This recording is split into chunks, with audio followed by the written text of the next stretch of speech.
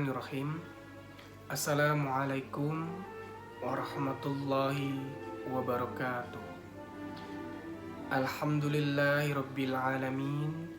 Wassalatu wassalamu ala asrafil anbiya'i wal mursalin wa ala alihi wa sahbihi rasulillahi ajma'in.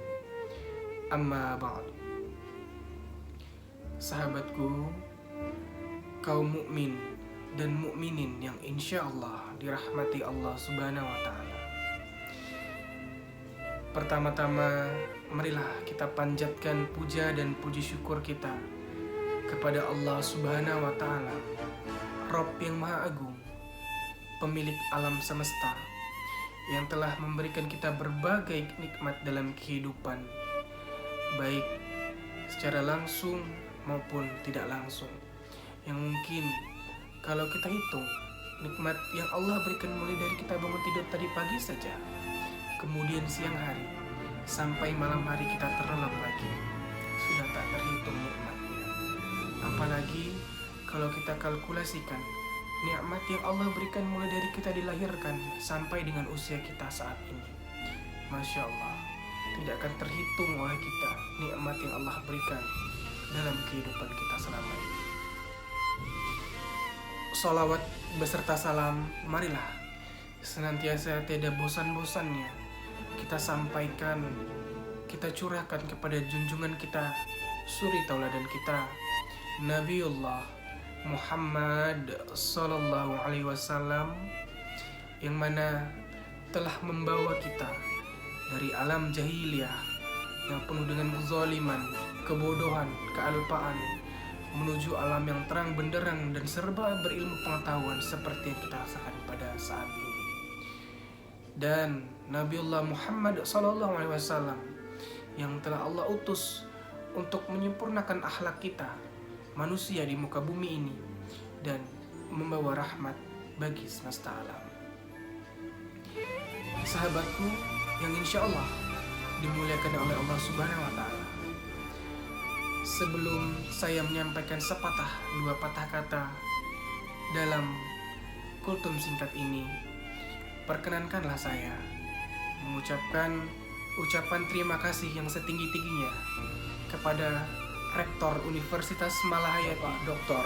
Ahmad Farij, Magister Manajemen, dan Kepala Green Dormitory beserta Ketua Program Pendidikan Agama Islam, Ustadz Musli, Sarjana Hukum Islam, Magister, yang senantiasa telah memberikan fasilitas dan dukungan serta penggemblengan dan menjadi mentor serta ustadz bagi kami selama berada di ruang lingkup Universitas Malahayati Bandar Lampung.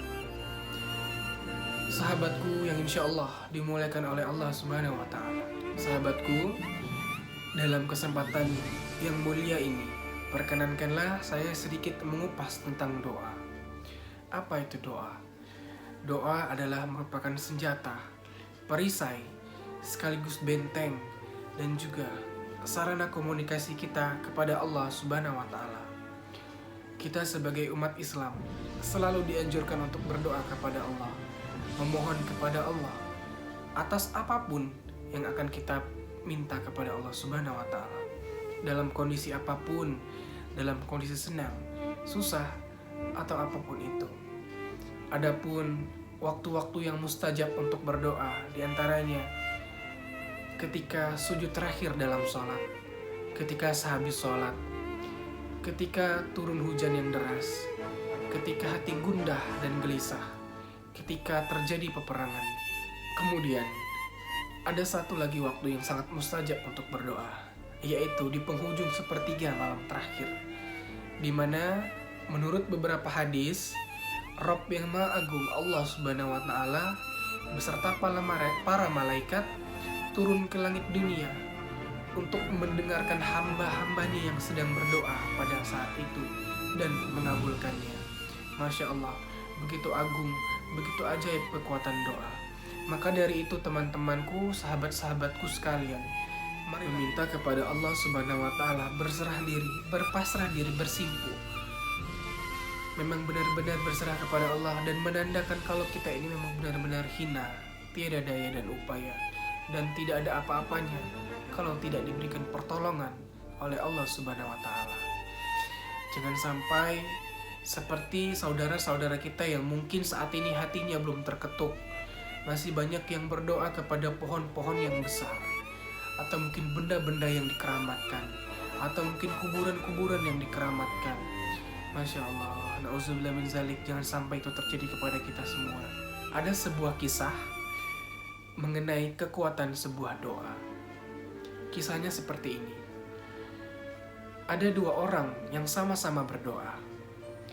Yang satunya jarang sholat, namun doanya selalu Allah kabulkan cepat.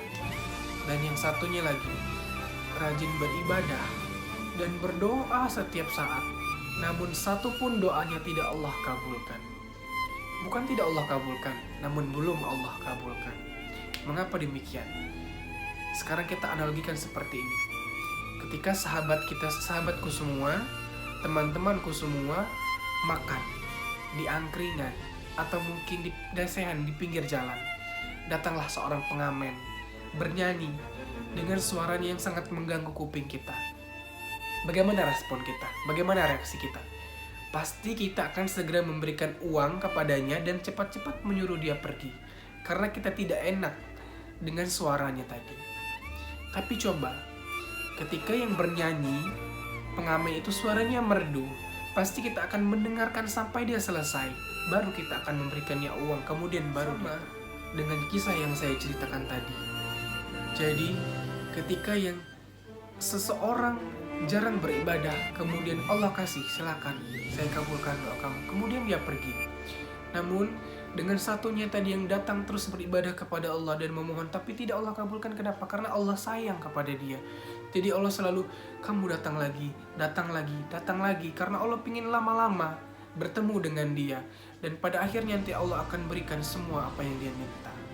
Maka dari itu, ketika kita berdoa, berdoalah dengan tulus, berdoalah dengan sabar, karena Allah itu akan menjawab setiap doa-doa kita itu sesuai dengan apa yang kita butuhkan, bukan yang kita inginkan. Sahabatku yang insya Allah dimuliakan oleh Allah Subhanahu wa Ta'ala, saya rasa cukup sekian kultum yang dapat saya sampaikan pada kesempatan kali ini. Mohon maaf atas segala kekurangan, dan kepada Allah saya mohon ampun. Untuk sahabatku semua, dimanapun sahabatku berada, jangan lupa tetap jaga kesehatan, jaga stamina, agar kita tetap kuat untuk menghadapi pandemi COVID-19 ini. Dan kita berdoa kepada Allah Subhanahu wa Ta'ala, semoga Allah segera mencabut, mengangkat, dan menghentikan pandemi corona ini. Akhirul kalam, billahi taufiq wal hidayah. Wassalamualaikum warahmatullahi wabarakatuh.